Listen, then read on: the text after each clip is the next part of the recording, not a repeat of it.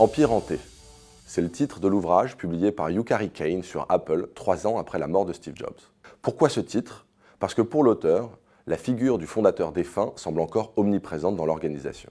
Même Tim Cook, le nouveau PDG, connu pour son approche rationnelle et analytique des choses, parle de la figure de Steve Jobs en des termes parfois surprenants. Ainsi, en 2018, il expliquait à un journaliste du magazine Wired qu'il n'avait pas voulu s'installer dans le bureau de Jobs et qu'il l'avait gardé intact, fauteuil, bibliothèque, décoration. En racontant l'anecdote, Cook devenait presque shakespearien.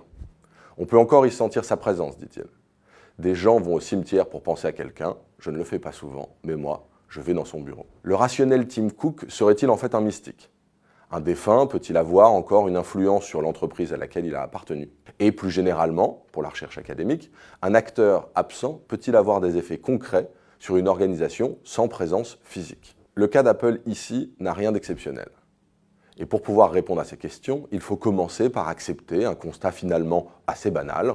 Il est fréquent que certains acteurs organisationnels, pourtant absents, manifestent une présence par un bureau vide ou des anecdotes chuchotées, tels des fantômes hantant les couloirs des entreprises. Le premier résultat préalable de notre recherche est donc que les fantômes existent.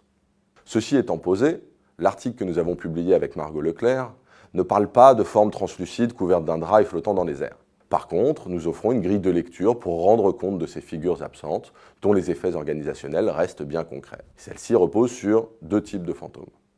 Le premier s'inspire des psychanalystes Nicolas Abraham et Maria Torok.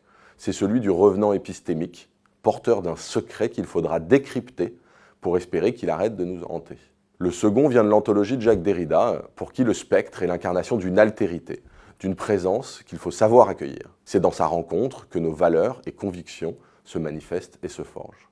Revenant épistémique d'un côté, spectre éthique de l'autre, que faire de telles figures fantomatiques? Notre première contribution est d'offrir une grille de lecture à partir de ces 2 idéotypes, mais sans jamais oublier que les fantômes organisationnels sont toujours multiples, toujours ambigus. Les présences qui hantent les entreprises ne seront pas soit des revenants épistémiques, soit des spectres éthiques, mais toujours contingentes et spécifiques. C'est ce que nous avons montré en étudiant le cas de l'entreprise Dior, dont vous pourrez aller voir les détails dans l'article de la RFG. Au-delà de cet apport conceptuel, nous proposons également que, à l'instar du petit garçon du film Sixième Sens, les praticiens des organisations apprennent eux aussi à voir les personnes mortes, ou plutôt, de manière moins morbide, à percevoir et comprendre ces acteurs qui, bien que physiquement absents, ont des manifestations et des impacts concrets sur la vie des organisations, ce que nous nommons des fantômes organisationnels. Pas de mystique shakespearienne donc, pas de drap qui flotte ou d'esprit frappeur, juste une grille de lecture pour comprendre les effets qu'ont ces absents, toujours très présents, voire obsédants. Et alors peut-être une capacité à les accueillir. Merci.